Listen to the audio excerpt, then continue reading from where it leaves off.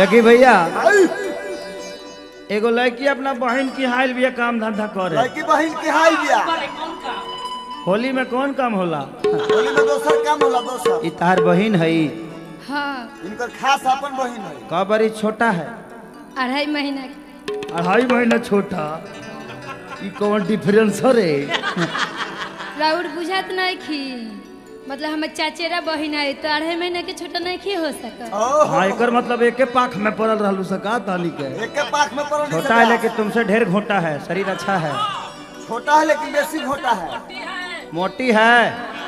आओ इधर। कहाँ कहाँ घोटी है? दिखाओ।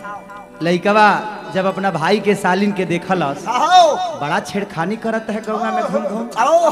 कई गो बुढ़ऊ लोग के धोती घींच देहलस पीछे से। ना शंभू बाबा उतना भी पोछीटर ना बांधले। तब लइकवा ओ लड़किया के आतंक पका कहलस पंकज बाबा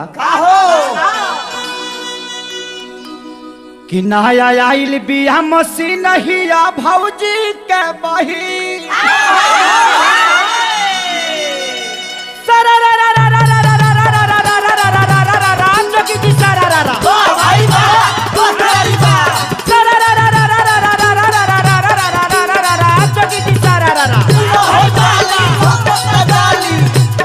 लड़का कहता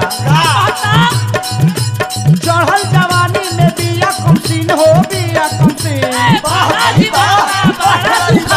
चढ़ल जवानी में बिया कमसीन लागता कि गौवा से आई बिया छीन बोला हाय रे हाय रे। नया आई लई मशीन हिया भौजी के बही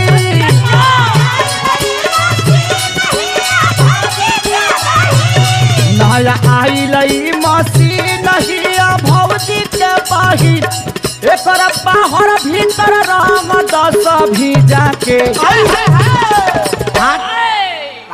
देखम बाबू माल ठीक है लेकिन छोट छोट कपड़ा पहन के इधर उधर मत घूमो, ठंडा है, हवा ढुक जाएगा तो कहाँ से लाएंगे जी?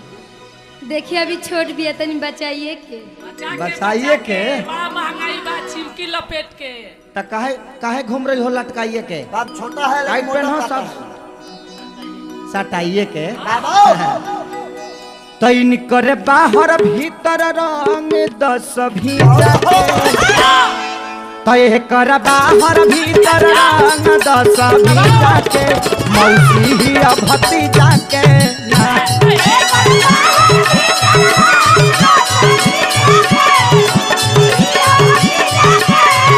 तय कर बाहर भीतर रंग 10 भीजा के मौसी ही भतीजा कहना।